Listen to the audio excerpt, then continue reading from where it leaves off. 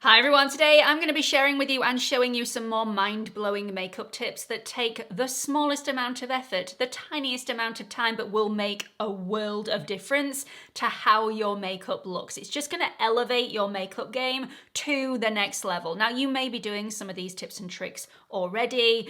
I am not a makeup artist, like I've said in previous videos. I just don't have the skills, but I do watch a lot of YouTube, a lot of TikTok, a lot of Instagram, like the rest of you, and steal my tips from actual makeup artists who know what they're doing and then adapt them to my skin and my preferences, and I'm going to share those with you. Where I can, I will share the YouTuber or TikToker or Instagrammer who I actually received these tips from and let you know, because they have a wealth of knowledge. They are absolutely superb. If I don't mention them in the video, I will put their name on the screen because credit where credit is due. These are not my tips. So let's get straight on with it. If you are new here, hello, my name is Gemma. I upload new beauty content on this channel every single week. I'd love it if you click the like button, the subscribe button, and the notification bell to join all the rest of my absolutely phenomenal subscribers. If you are a returning viewer and you are one of those fantastic subscribers, hello to you also, welcome back. Okay, first things first, I have got a rash on both sides of my face. I over exfoliated, it is completely my fault. Tip number one, look after the skin barrier. I then applied something that I'd never applied before and had a bit of an allergic reaction. So I am at the moment in the process of trying to calm my skin. Maybe I shouldn't be applying makeup today, but this is my job, so you know, needs must. So we're gonna get straight on with it. I just want to point that out because I know a few of you will notice and put a comment in the comment section. I'm already aware, I am dealing with the situation. Do not worry. The first tip I want to talk about is setting spray. Setting spray is not just for after your makeup is complete. If you want your makeup to last throughout the day, especially if you're not wearing anything too heavy, if you're wanting a really lightweight makeup, and often lightweight makeup doesn't last as well as a heavier makeup, then adding a setting spray before you go in with your makeup, before you go in with that base layer, is the perfect way of making your makeup last a lot longer. So I always like to spritz a little bit of setting spray before I go in with the products, and then after my makeup is finished to just add that cherry on the top, a little bit of security and added longevity. So the one I'm using today is the Beauty Pie Wonder Filter Blurring Skin Primer and Setting Spray. It's great if you are worried about having a setting spray on your skin or doubling up on setting spray that has high levels of alcohol in. There are so many setting sprays out on the market with no alcohol in whatsoever. I will add a few of my favorites in the description box. By adding a setting spray to your skin before you go in with your base products just gives your skin a little bit more grip. It also stops as many oils from penetrating the foundation throughout the day from beneath, so your makeup is going to last a lot longer that way. I just really like it, and it's way lighter than adding a primer to your skin. Obviously, you can add a primer as well if you want a little bit of extra welly, but you don't need to all the time. So if you're wanting your skin to feel really light and you're not wanting to add layer after layer of product, great way of doing it, really nice, really lightweight, very comfortable on the skin throughout the day as well. Tip number two, if you are on holiday and you've forgotten your color corrector, or if you just don't want to buy a color corrector because you have way too much makeup to begin with and you don't see the point of adding another one to your arsenal, then take a cream bronzer instead and apply it in the areas that you would usually apply your color corrector. Now, most bronzers have a warm undertone, and that warm undertone is made of more orange pigmentation. It's got a base of orange, and orange is generally what you would apply underneath the eye to cover over any dark circles with a bluey tinge to them. So by adding a bronzer, you're getting that color correction as well as a little bit of added depth.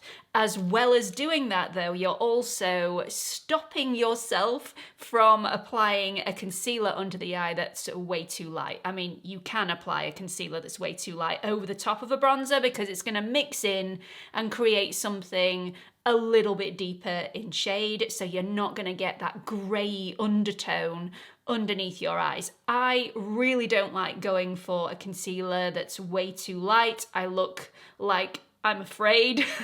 I look like I'm constantly frightened. So I like to go something more skin toned, and I find that just adding a little bit of added depth underneath the eye really does help that out. You can also add this on the eyelids as a base for your eyeshadow or as your eyeshadow. So I'm just going to pop this bronzer, which is the Chanel cream bronzer. You don't need to go for something like this, but a cream bronzer I feel is the way to go rather than a powder bronzer. It's just easier to blend everything out, and then if you are wanting to apply a concealer over the top, which you don't have to if you like the more deep look, then it's going to blend a lot easier if this is a cream. So I'm just applying that over the areas of darkness, and then I'm going to go over my eyelids and just cancel out a little bit of the discoloration on my eyelids, as well as, like I said earlier, creating a base for my eyeshadow products. Now that bronzer's been laid down, you can definitely see the difference. It's got an orange undertone. You can see how effectively it has cancelled out my dark circles. No, I'm not going to leave it like this. I am going to add a little bit of concealer over the top, but I don't feel like I need to apply as much concealer as I usually would because this has worked so well. So I've just applied a little bit of foundation to my face, a tiny bit of foundation to my eyelids, and a weeny bit of concealer underneath my eyes. And when I say a weeny bit, I really truly mean the tiniest amount of concealer. I just didn't feel like I needed it. My dark circles were already corrected with the bronzer, and the effect of the bronzer with the foundation on my eyelids just gives a subtle shadow effect. I don't feel like I need to go in with an eyeshadow to create that definition and depth that my eyes truly need. I always feel like I need a little bit of a lift on that outer edge, and I have it. The next tip I want to share I got from Lisa Eldridge, who is an absolute goddess. So this is to soften out all the edges of your makeup, and that is every single element of your makeup, your foundation, your blush, your bronzer, absolutely everything, including eyeshadow. So as soon as Lisa lays any product down, and I'm going to show you on my blush, what she does is she spreads the product out using patting motions or swirling motions, whatever you want to do, and then she takes a completely clean brush and softens out those edges, making sure they are diffused, making sure that they don't look like makeup, they look more like skin. It's just more of a natural effect. The little things make a huge difference, and this definitely does. So I do this for absolutely everything now. Often I will go in with my foundation brush to soften out anything like blush on my face. A clean brush will be absolutely fine, but often I don't have a clean brush to hand. So I find it really useful having my foundation brush with a tiny bit of the foundation that I've used that day still on it, and then I just dot around the edges, diffusing everything and just making it look more seamless. It's just such a great tip, makes a huge difference. If you have the time to do it, it takes seconds. By the way, you can also do this with a damp blending sponge or a dry blending sponge if you want to, if you prefer to do it that way, or if you've applied your makeup with a blending sponge to begin with, you can always go in with a damp blending sponge. It works that way too. I used to buff out the edges of my eyeshadow and my blush using a powder, and it always worked for me and it always looked beautiful. I love the buffing technique that I learned from Wayne Goss, where you just, swirl a powder over all of your makeup to make everything look airbrushed and seamless, but not everybody likes to use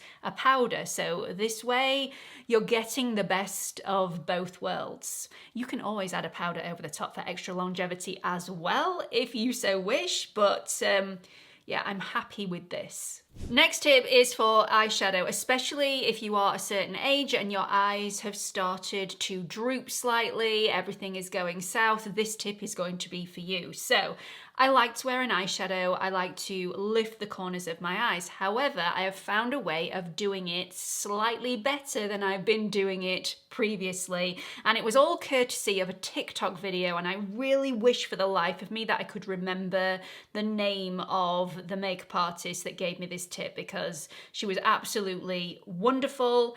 And I can't remember. If I do remember, I will put the name in the description box and on screen now for you, because wealth of knowledge, it was so good. So I'm going to take my Natasha Denona Golden Palette and just dip in to the shade Sandstone. Now, the way that I was doing my makeup previously is starting right at this outer corner and then buffing upwards.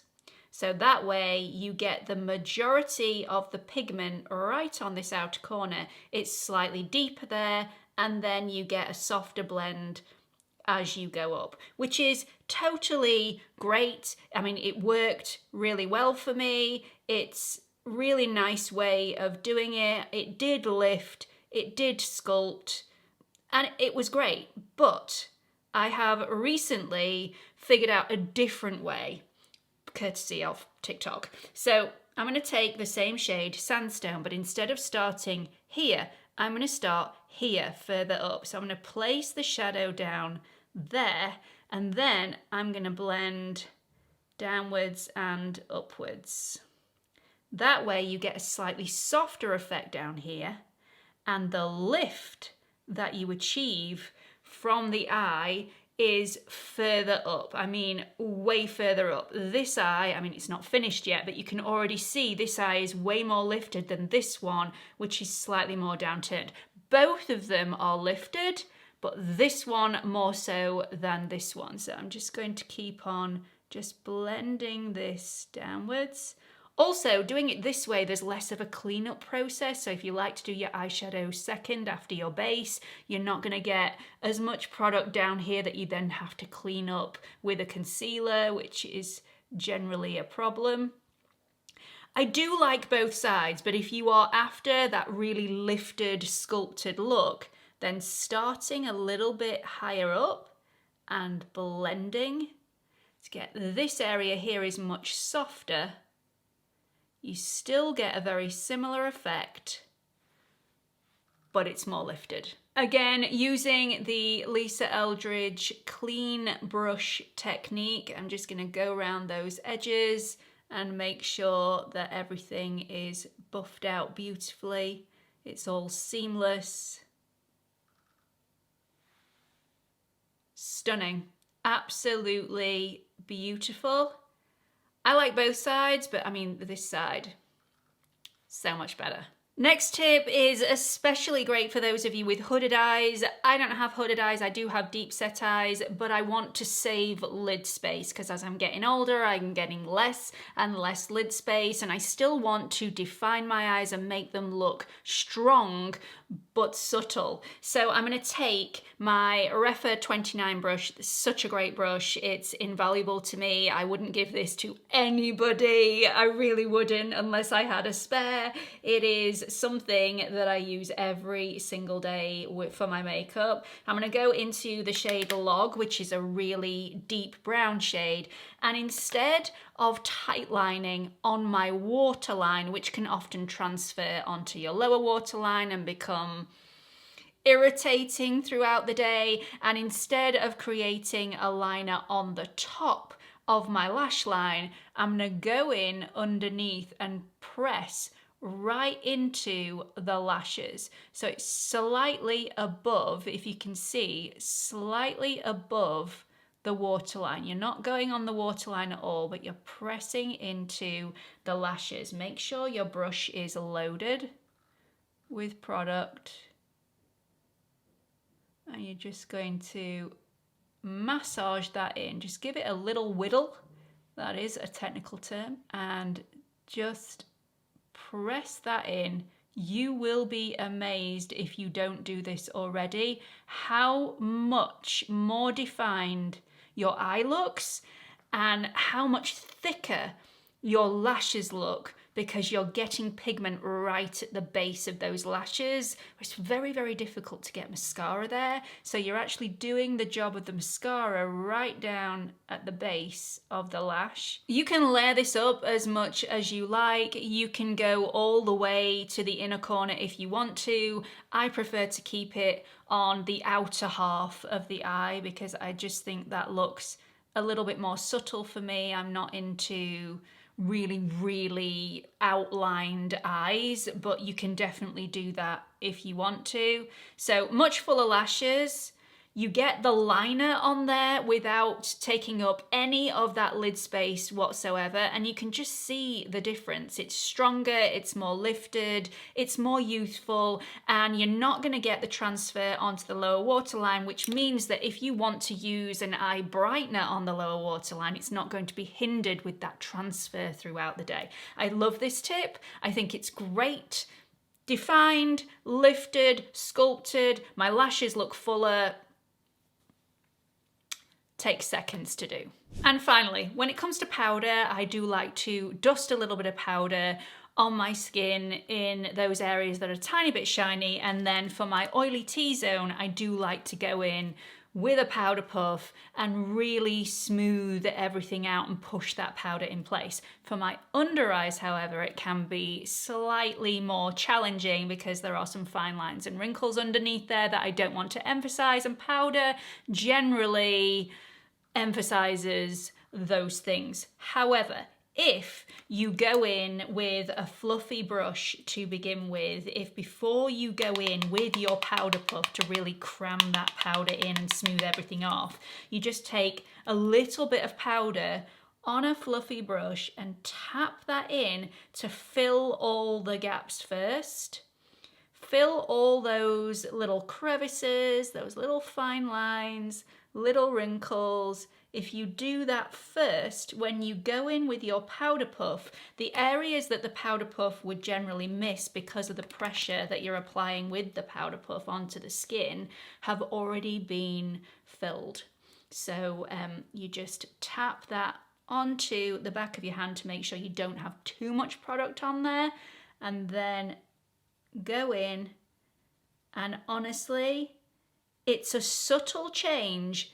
It's very small, but it does make a difference. And if you do have those fine lines and wrinkles underneath the eye and you find that it looks like your skin has cracked throughout the day, as those fine lines and wrinkles have moved, as you smiled, as you've been talking and conversing with people, then this is definitely a tip that I would urge you to try, because you don't get that with this, because everything is set, everything is smooth. It's a little bit more to do, you know, it's one step further, but it takes no time at all. And yeah, it's just a phenomenal tip. This I got from Christian Dominique, and although she doesn't have any wrinkles whatsoever, I have tried it on my own skin and it works. So that's it for this video. Such small tips that take very little time, very little effort, but do make a massive difference to how my makeup looks, how my makeup feels throughout the day, how it wears on my skin throughout the day, because I'm having to use less product because I'm applying the products in a slightly different way. So I hope you've got something out of this video. Please let me know in the comments section if you have or if you haven't. Have you been doing any of these tips and tricks already? I am fully aware that the people that I've shared with you who I learnt these tips from probably weren't the people that actually invented these tips in the first place. They probably were invented back in the 1920s or maybe even before, and then been reborn by current makeup artists recently. But yeah, I absolutely love these tips and they've definitely made a difference for me. I hope they will make a difference for you. Please don't forget to like and subscribe before you leave, and hope to see you all in the next video. Bye everyone.